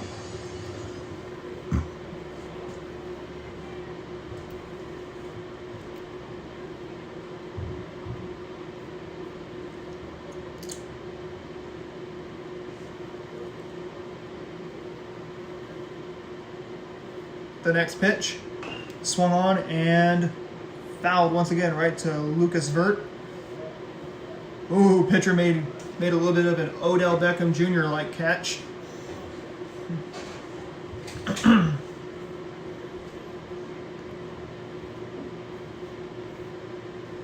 Turley down, I believe, 0-2.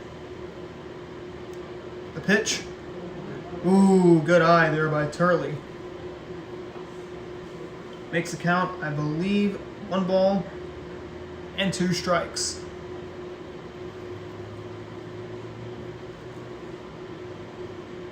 The next pitch to Turley. That pitch is going to be hit right on the line. That one's going to curl into shallow center field for a base hit. A run scores, and the Pirates shrink the deficit down to 9. It's 13-4 in favor of the Pirates. It looks like this will extend the game. I think that will be it for...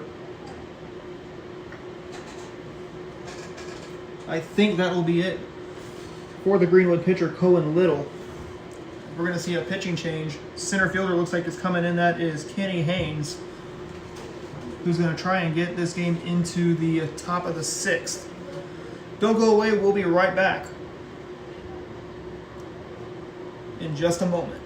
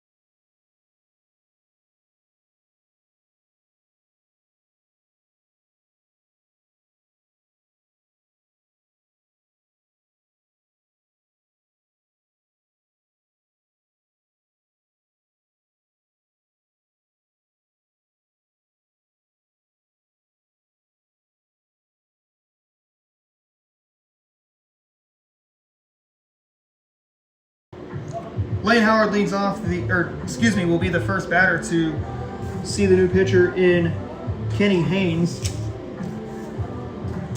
Pirates scored another run here in the bottom of the 5th, so that means this game will extend into the 6th inning. These Pirates have not gone out quietly in both the 3rd and 5th innings. They were held scoreless in the 1st, 2nd, and 4th innings of play. The pitch is going to be outside, throw down to first, not in time.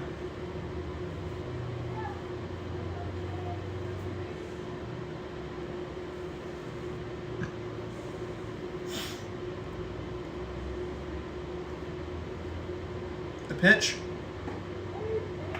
On the outside part of the plate, that is going to be strike one. Power to power, kid. He can bring some power.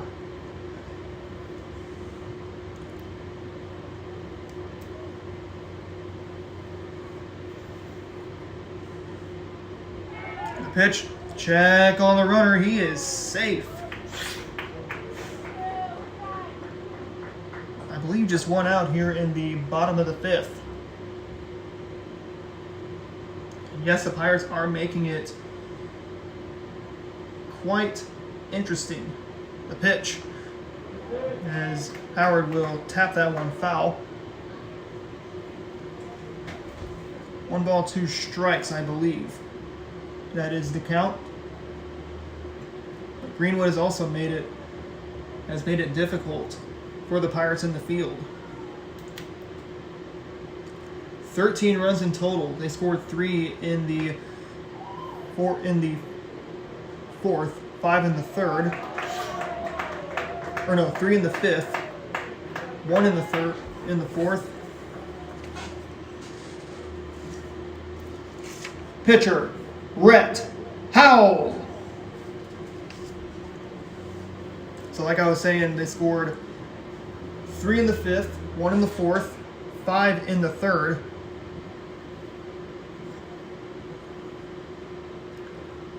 2, I believe, in the second, and 3 in the top of the first. As the first pitch to Rhett is going to be taken outside, ball 1.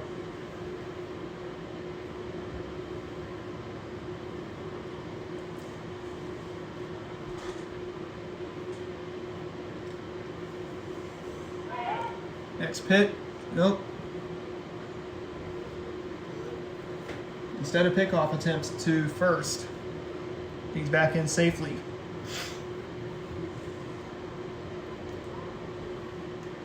Beautiful, beautiful day for baseball here in Crane, Missouri, on the final day of the spring regular season.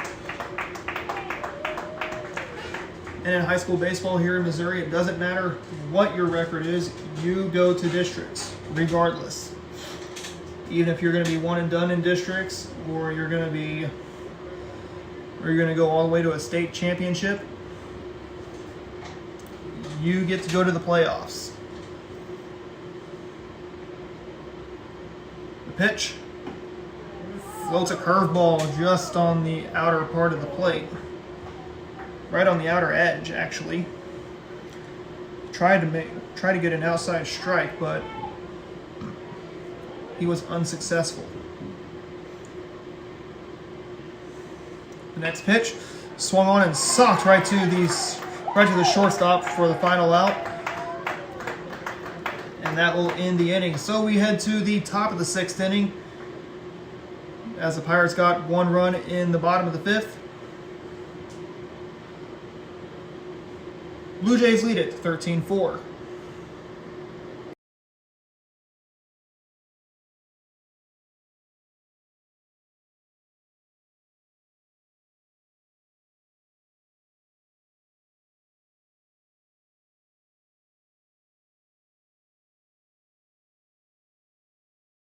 Actually not. That will be the end of the ball game, as the Blue Jays take this one. I believe the final score was 14-4.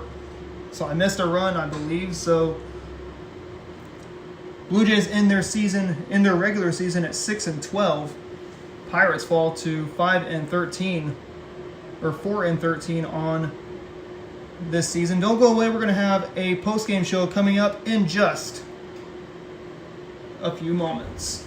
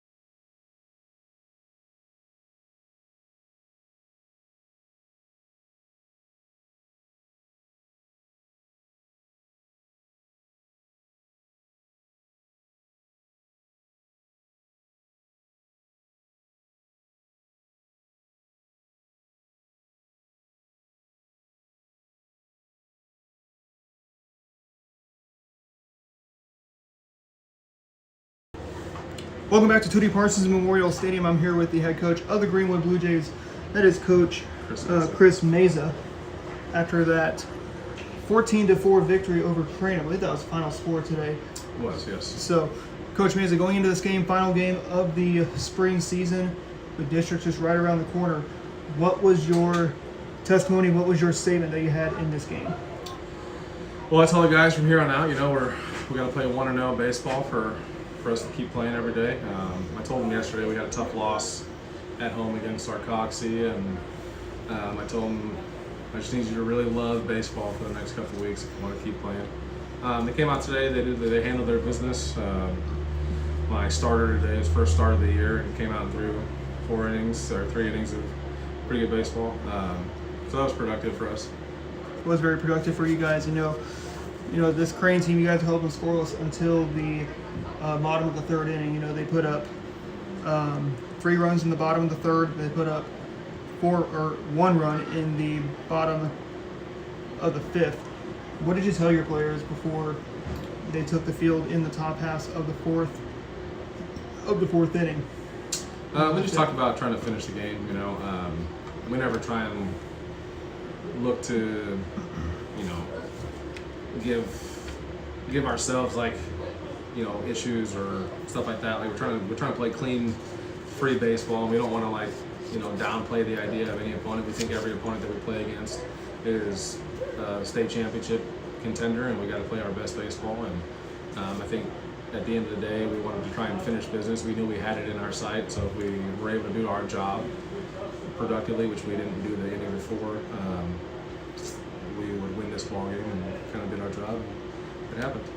You guys did do your job at the plate and also in the field. Talk about your 2 pitchers. I believe it was Kenny Haynes and Cohen Little that you had on the mound today. What was their game plans? What was their strategy that they had on the mound?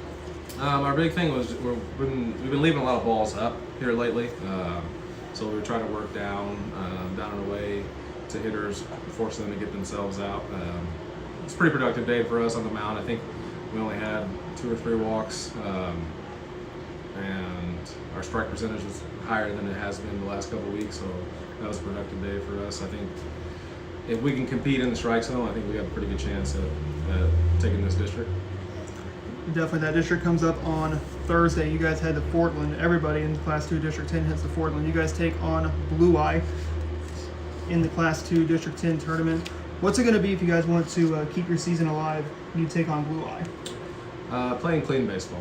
I think that's the biggest thing for us. If we can play clean enough baseball, and I told the guys, that's one of the things I talked to them about before the game, was if we can win the error game, because no one's perfect and no team's perfect. So if we can win the error game, we got a pretty good chance. And I think today we did that. When it's going to be the same thing, like I said there at the end of the game, we just got to go 1-0 for the next couple of weeks, and we'll be playing down at US Ballpark or Ozark Mountain Sports Complex. Either one. Very far, we're just going to say to Coach Lucas Vert of the Crane Pirates, after that 14-4 loss to end the regular season, what would your words be to Coach Vert of the Crane Pirates? Just keep grinding. I know it's tough. I've had years where I've had just a few kids and low on numbers and low on production. I think it's kind of just building from within. Being the first year for him to be at the head on the spring side. I think he just needs to just take a deep breath and build a little bit of a culture. And I think once that culture happens, things will start getting turned around. It's just going to take him buying in and some guys buying in that are here at the school. Appreciate the time, Coach Meza. Congratulations on that win against Crane. Hey, maybe you can keep your season alive when you guys take on Blue Eye. Appreciate it. Thanks so much. Thank you. Coach Meza, that will end our show for tonight, and that will end the live streams for the spring season. We hope you enjoyed all our live streams that we had in both the fall and the spring. Hey, hope you can come back and join us next spring or next fall. For One Pound Time, I'm Adam Smith from Ozark Sports Course. Thanks so long for the spring season. Have a good night. Have a cool summer. And we hope to see you back here for the fall. Also, businesses and anyone who wants to stay connected with us through our social media, our links will be in the description box below. For now, for the rest of the spring season and now until the summer, so long from Tootie Parsons Memorial Stadium. It's been a fun ride. for our ninth year of Ozark Sports Report. And we'll say so long, everybody.